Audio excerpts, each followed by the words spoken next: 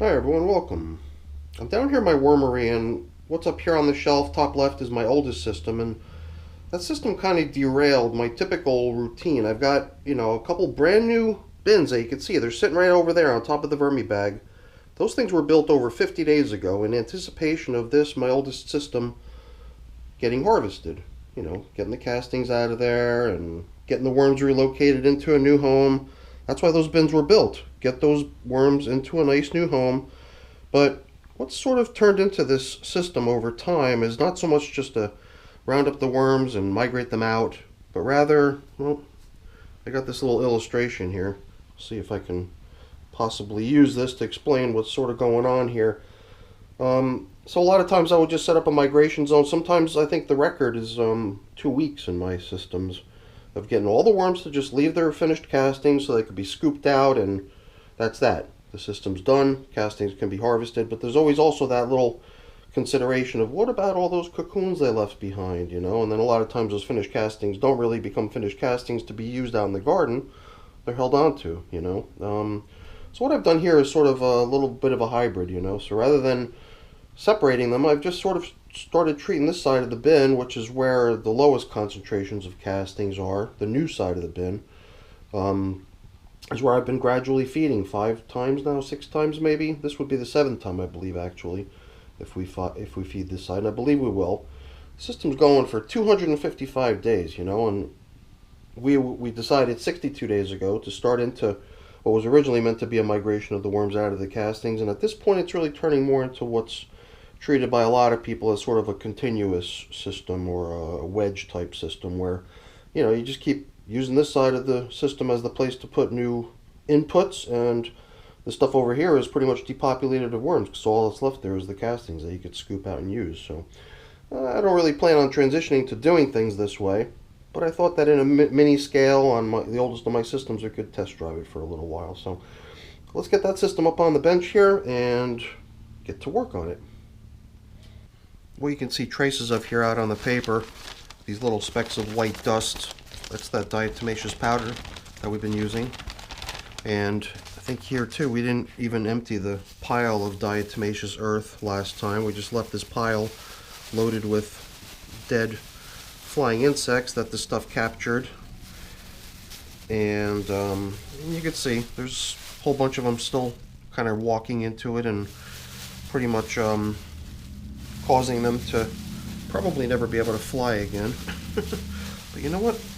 I'm going to go ahead and just dump this stuff in. I guess all of those little gnat carcasses will just turn into worm food at this point. All of these little guys will succumb to having been caught up in the diatomaceous earth, and then they'll just get done away with. So either way, it's kind of nasty, right? But it is what it is. But none of these little guys with the diatomaceous earth stuck to their bodies are going to fly again. So, all right. So I've been gradually transitioning to the right mindset here because I keep thinking to myself, hey, the castings are empty. There's no more worms in there. Scoop the worms out, move them into those nice new bins that you've got. It's not every day that you get to the finish line with the system and have an opportunity to try something a little different with it. And that's the reason I'm just experimenting here. At some point I do see myself taking this bin temporarily out of service so I can wash it out, get it clean, get it ready for a new purpose. I do kind of like the idea of moving worms from an old bin to a new for some reason. I don't know why. Perhaps it's just because of the nice opportunity to see the worms squirm into their new bedding. So here, my only aim was to kind of do what we did last time, was to just continuously increase the size of their new space, which this is not really much more than just 2 narrow strips of cardboard roughly showing us where the cutoff point is. Originally it was a perforated piece of cardboard attempting to show where the migration zone was over here and then the finished castings were over here, but I mean after 62 days the stuff over here is already pretty much stuff you can include as part of the finished castings anymore, So it's very difficult to really pin down where that line is, where that border is. And at some point, if the stuff was all dry enough, we can just screen it out and pull out all these banana stems, things like that, which are obviously still in need of further breakdown, and really get ourselves a nice batch of castings out of the deal. So there again, I think I'll just be kind of continuing to use those strips of cardboard as more of just a visual aid. They're not really dividing anything, but number one was going to be, I think, to further increase the size of the space that we're gradually building up for the worms over on this side, and piling up what's evidently their finished castings at this point. It doesn't really need much more drying or depopulation anymore at this point. From what I remember last time, 10 days ago, things were looking pretty good in here. We had a hard time finding any worms in it, and my hope is that the worms just don't decide to go exploring back into this stuff. My hope is that I'm able to keep their interest over here with that, plastic covering here to keep things nice and damp and recirculating, as opposed to only the newspaper covering that was on this side, allowing things to continuously keep drying more and more.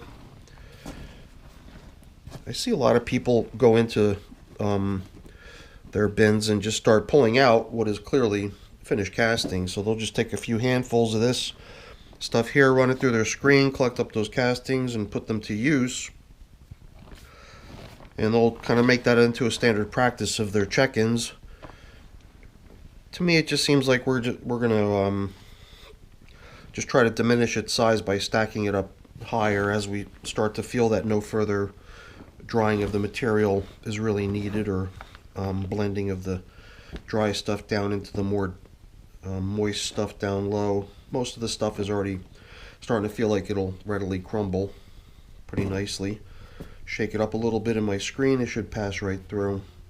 It does seem like there's still some depopulation of this stuff left to go. Sometimes I wonder if some of these adult worms are just going back out into the material to go exploring or what, And I would hope it's not to go lay down more fresh cocoons, because like even here I thought I saw a cocoon. I thought I had it, actually. I know I saw a cocoon. I just thought that I had it. I know it's somewhere in my hand. I think it's right there. It stands out pretty good. It's got a distinctly different color, easy enough to see against all of the dark castings. And it too has a fairly dark color. A lot of those cocoons start off fairly light in color and get darker as the time comes closer for the cocoon to hatch. So I guess that's part of our reason we're continuing to run it this way, because there's still cocoons in here, and my only hope was that the only thing remaining over here are the little babies that come out of the cocoons, and hopefully in time they'll realize that the best place to be is over here, where the food and the moisture is being provided, and stuff over here is not dangerous or depleted, certainly hospitable for baby worms, and I'm seeing a good number of them. Again, it's just usually for me a matter of just slowing down enough to be able to observe them instead of just bolting right through the maintenance of the bin. So I just gotta not let myself get distracted. I start pulling worms out and moving them over. I start seeing babies. I start chasing after cocoons. It's a little bit of a distracting hobby, if you will. I mean, if you treat it as a hobby, I guess it is distracting. If you're just treating it as sort of a utility, a way to get rid of household waste, then you're probably wondering, what the heck is this guy doing, playing around, taking up all this time? So here again, I think we've now pretty much staked out the, at this point, migration zone. I don't even know what to call it anymore, but as far as the finished casting side, I think it's now at this point technically been reduced to less than 50% of the bin. So we're gradually, building up their new space and hopefully luring them out. So, but you know what? There's this other consideration, really quick. I've been soaking water with these so-called mosquito dunks, or whatever. I guess the bacteria in them is that BTI. So I've got the solution of this stuff. And my plan is to start gradually phasing it into all of my systems. And I was originally just going to double, kind of do like a a 1-2 punch approach where there's going to be not only this BTI solution added and the diatomaceous earth sprinkled onto the top coverings. I think I'd really like to see how this BTI works on its own. So I think rather than the original plan of continuing to use the diatomaceous earth, we're going to transition to this stuff in all my systems. And here again, you know, finished castings that are drying nicely, I feel bad adding moisture back to stuff that we've been trying to allow dry over here, but I don't think it's a big deal. And it's a bacteria, so I think it should propagate out into the system, even if it's just a little bit, you know, added. So I don't know, we'll see. The rest I'll hang on to include it as part of our feeding. And if you were here last time, you might remember that our feeding was just prepared bedding of mine plus worm chow. Today's going to be much the same, but I've also got a little bit of coffee. Emptied out the coffee maker and bought that down here too. So it'll be a feeding similar to what they got last time. Last time we didn't feed because, I mean, we did treat that application of worm chow and a whole bunch of bedding as a feeding, but we found leftovers of this carrot. The carrot was put in here 2 feedings ago, and since we saw that huge carrot, we felt like it might not be necessary to add too much, but we still wanted to feed, so we gave them that worm chow, and they're going to get more of it. But I was just curious to see if we can still see that. Yeah, sure can. Look at it. Holding up pretty darn good. And there's worms all over the darn thing. And I think if I was not more careful, I think I could have easily busted this thing. But this carrot has been getting worked down nicely now over the past, geez, how long has it been? I think we waited 8 days, and now we've waited another 10 days this time. So this is 18 days, so, you know, 2.5 weeks progress. And this thing's a large carrot, you know. It was a large size piece of food for them to dive into. And we'll just set it right back where we found it for the most part. There's a lot of nice fresh bedding in here from our previous check-in. We were pretty generous. I guess what I'm feeling, you know, in between the pieces of paper is little remnants of the worm chow, the dry worm chow that had been placed in here. In addition to the fresh bedding, right alongside the leftover carrot. So I think we'll do kind of something similar, you know. We've been gradually moving older stuff inboard, always making room for the newest stuff outboard. In this case, you know, rather than shoving this carrot in further, I think we'll just keep it all the way on the outskirts, because it is still pretty much intact. So we'll just use it to our advantage to try to keep the worms coming on out to this far edge. Keep working their way across. So let's get our fresh prepared bedding down in here. Start off by putting some of this stuff down here, and right away, even though my prepared bedding is you know, prepared with moisture and is stored damp, it's not very damp. I like the idea of using the BTI to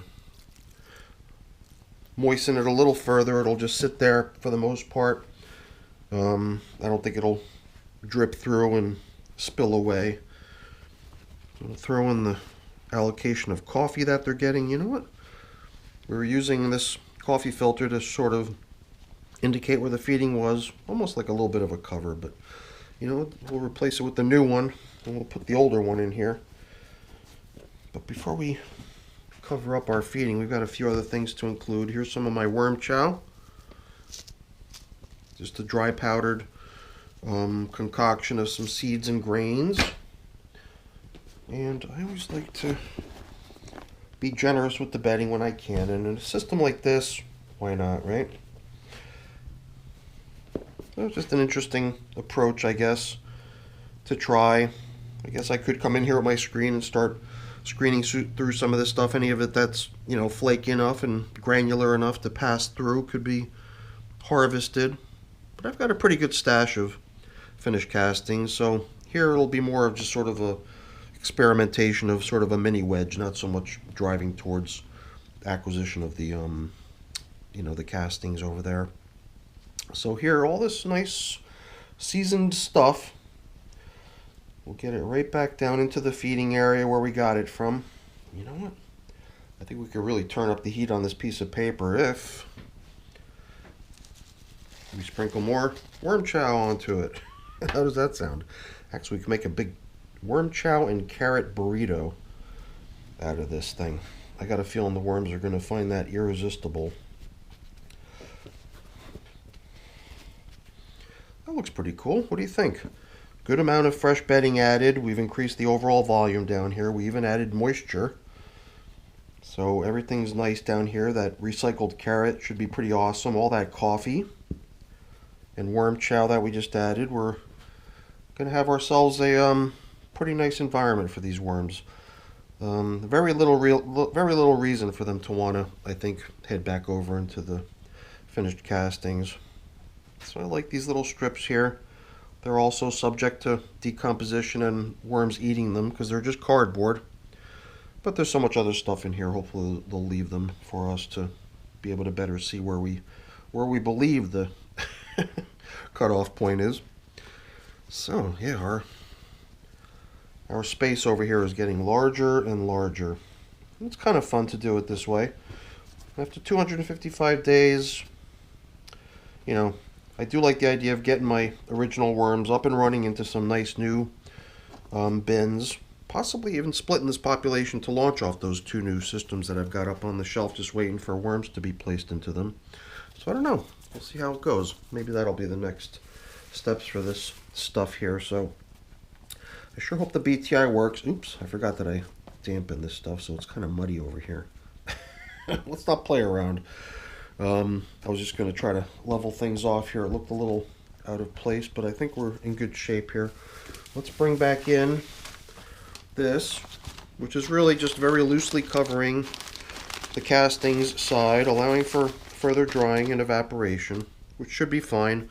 The stuff holds on to moisture really well on its own anyway, even without our help. But on this side, where it's mostly just paper and stuff like that, I do like to help the bin hang on to its moisture using the plastic coverings. And we didn't use up all the BTI, so I'm just going to soak up this top covering piece of paper, coffee filter, with some more of that stuff.